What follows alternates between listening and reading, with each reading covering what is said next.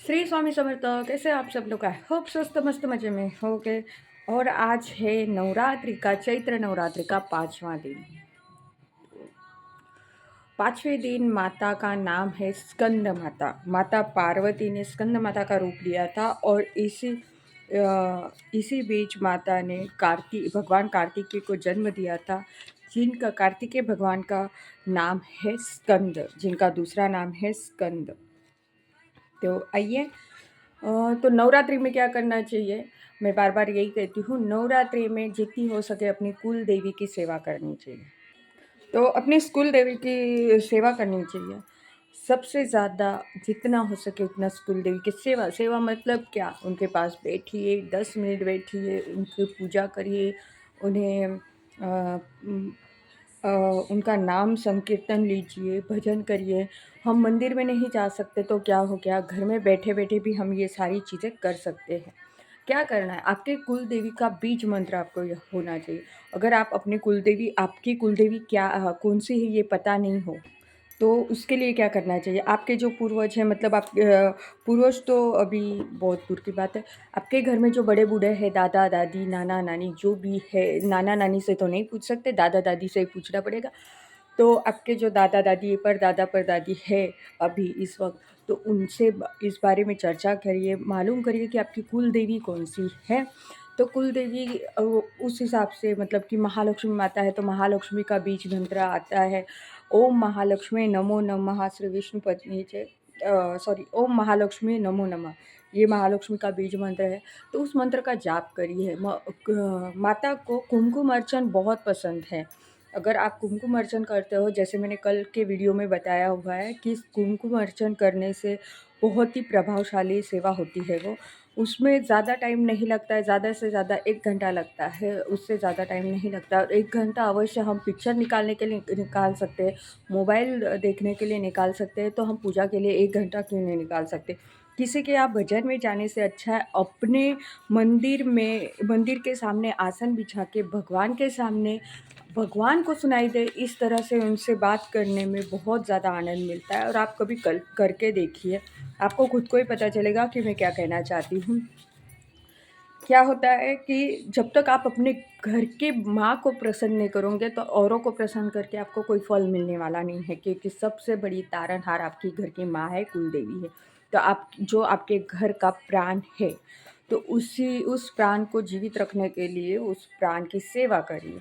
जैसे हम अपने हृदय ठीक रहने के लिए पौष्टिक आहार लेते हैं, हम बीमार ना हो इसलिए एक्सरसाइजेस करते हो, उस तरह से कि हमारा घर बीमार ना पड़े, नेगेटिविटी ना आए, तो कुल देवी की सेवा करिए।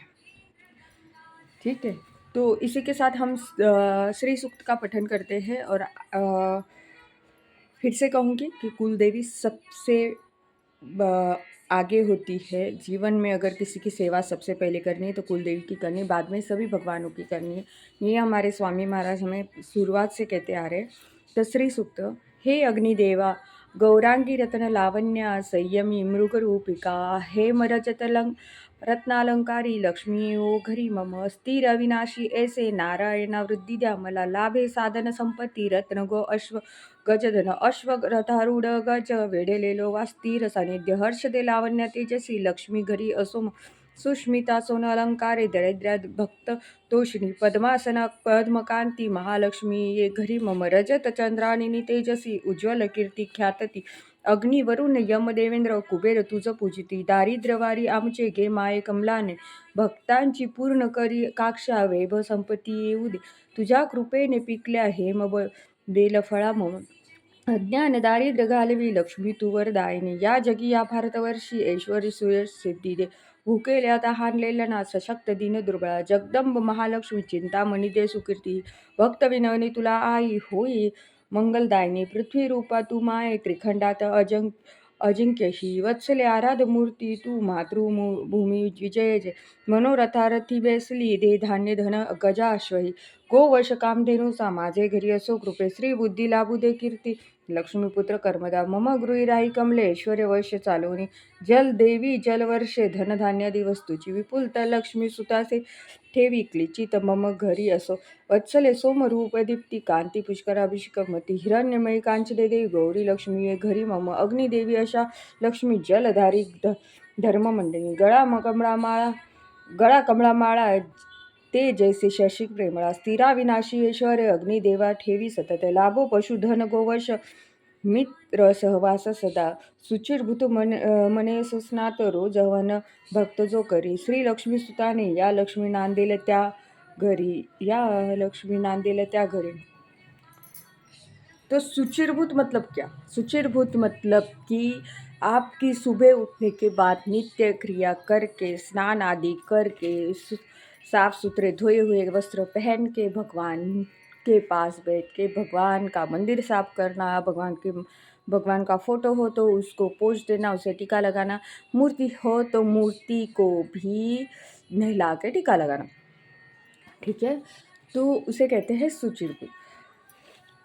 तो दूसरी बात ये कि कल मैंने कुबेर जी के बारे में बताया कि कुबेर जी का जो दिन है वो शुक्रवार है। आपको क्या करना है, कुबेर जी की अगर आप सेवा करना चाहते हो, पूजा आपको लगनी चाहिए कि आप उनकी कृपा आप पे बनी रहे, तो आपको सिर्फ इतना ही करना है कि कुबेर जी की मूर्ति छोटी सी, बहुत ज़्यादा बड़ी नहीं, 2 इंच से बड़ी नहीं, इतनी छोटी सुंदर आकर्षक मूर्ति नहीं हो तो बहुत सारी जगह मैंने सुना हुआ है कि कुबेर की मूर्ति मंदिर में नहीं विराजते हैं। उसके पीछे का कारण मैं अभी नहीं बता सकती, मैं खुद जान लूँ उसके बाद बताऊँगी।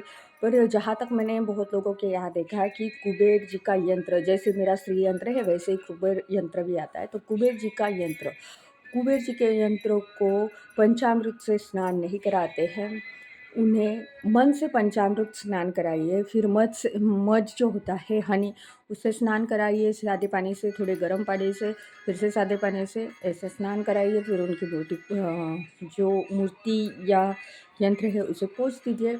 उन्हें पीला रंग बहुत पसंद है तो पीले रंग के वस्त्र नीचे बिछाइए और उनके ऊपर पीले फूल अर्पण करिए। और जो सिक्का होता है ना, आजकल 10 का और 5 का सिक्का थोड़ा गोल्डन टाइप आता है, वो सिक्का उनके पास रखिए और पूजा करिए। ये पूजा कब करनी है, मूर्ति कब लानी है? मूर्ति मंगलवार को लानी है, बुधवार के दिन उनकी स्थापना करनी है, सुबह सुचिरभूत होके स्थापना करनी है। ओके, उसके बाद वो सिक्का या 5 का हो या 10 का हो, जो आजकल कॉइन निकला है उस पर गोल्डन कलर का थोड़ा बहुत प्लेट होता है, तो उस तरह से करना है। और फिर बाद में वो आपके धन में, जहाँ तिजोरी है आपकी, तिजोरी मतलब जहाँ पे आप पैसे रखते हो वो जगह, वहाँ पे वो रख देना है। 2 सिक्के आपके पास जितने हो गए उसमें से 2 अगर निकाल देते हो, एक आपके पॉकेट में रखिए, एक आपके तिजोरी में रखिए। ठीक है, तो उससे क्या होगा, कुबेर जी की कृपा आपको बनाई रहेगी। कुबेर जी का मुख कहाँ करना है? कुबेर जी का मुख उत्तर दिशा में करना है।